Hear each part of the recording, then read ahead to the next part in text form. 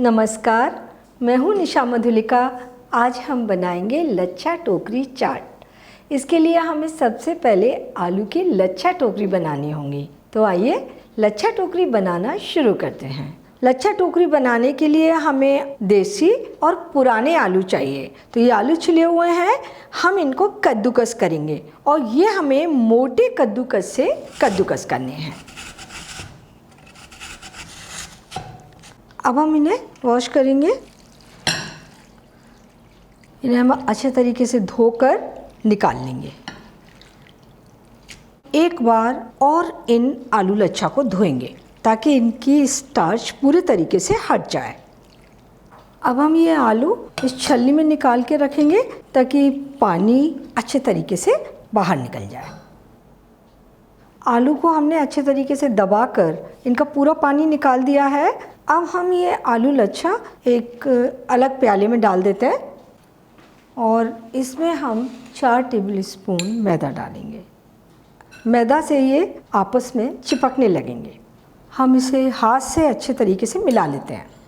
लच्छा टोकरी बनाने के लिए हमने 2 ये स्टील की छलनी ली है।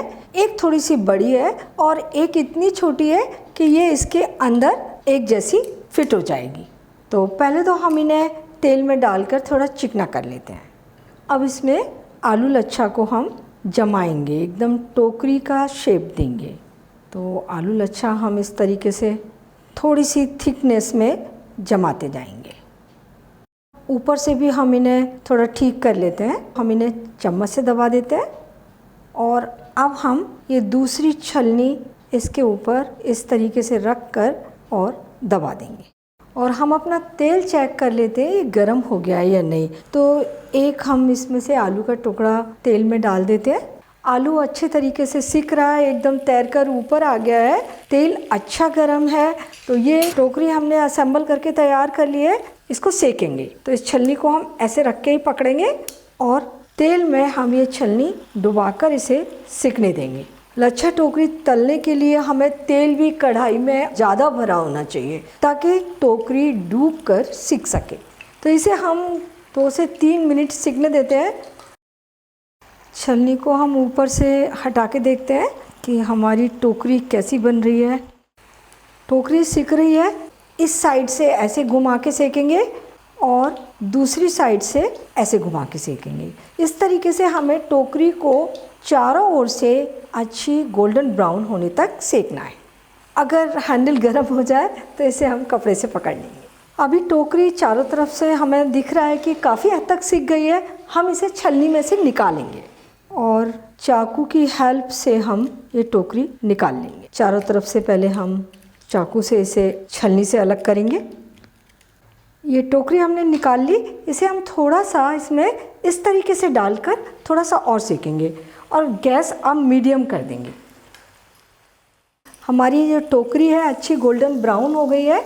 चिमटे से इस तरीके से पकड़ के हम सारा तेल कढ़ाई में वापस डाल देंगे। टोकरी को उठाकर हम प्लेट में रख लेंगे। तो सारी टोकरी हमें इसी तरीके से बनाकर तैयार करेंगे। आलू लच्छा को जमाएंगे और एक बार जब तेल गर्म हो जाता है तो हम गैस को मीडियम और धीमा रखेंगे।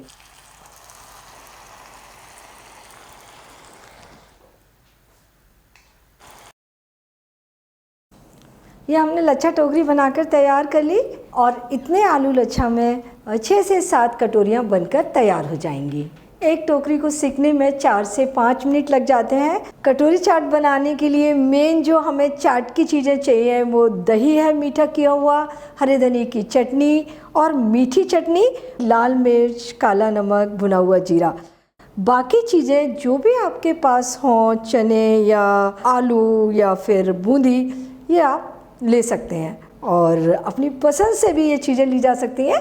जो चीज़ें आप छोड़ना चाहें वो छोड़ सकते हैं। कटोरी चाट बनाने के लिए हम प्लेट में कटोरियाँ रखेंगे और इनमें हम चाट के लिए चीज़ें भरेंगे। 8-10 हमने इनमें चने डाल दिए, 1-1 चम्मच बूंदी, 1-1 चम्मच आलू के टुकड़े और पापड़ी है उसे हम तोड़ के डाल देंगे। थोड़ा थोड़ा चौथाई पापड़ी एक टोकरी में भर देंगे। 1-1 चम्मच सेब डाल देते हैं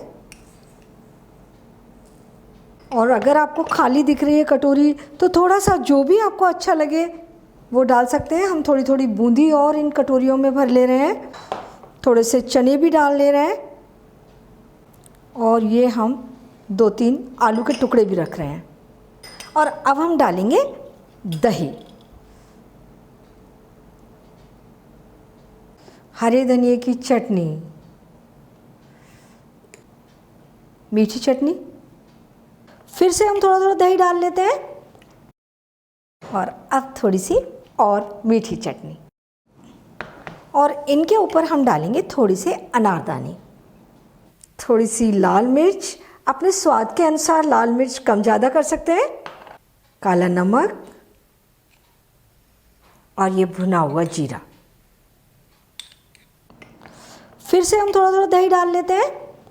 लच्छा कटोरी बनाना आसान है लेकिन फिर भी इसमें काफ़ी ध्यान रखना है, बहुत पेशेंस से काम करना है, तलते समय खासकर ध्यान रखना है। आप बहुत अच्छी लच्छा कटोरी बनाकर तैयार करेंगे। और चाट बनाना तो आसान है ही है, सारी चीज़ें डालनी है और चाट तैयार करनी है। तो आप इन्हें बनाइए, खाइए और अपने अनुभव nishamadhulika.com पर शेयर कीजिए। एक बार फिर मिलते हैं एक नई रेसिपी के साथ और मेरे चैनल को सब्सक्राइब ज़रूर कीजिए।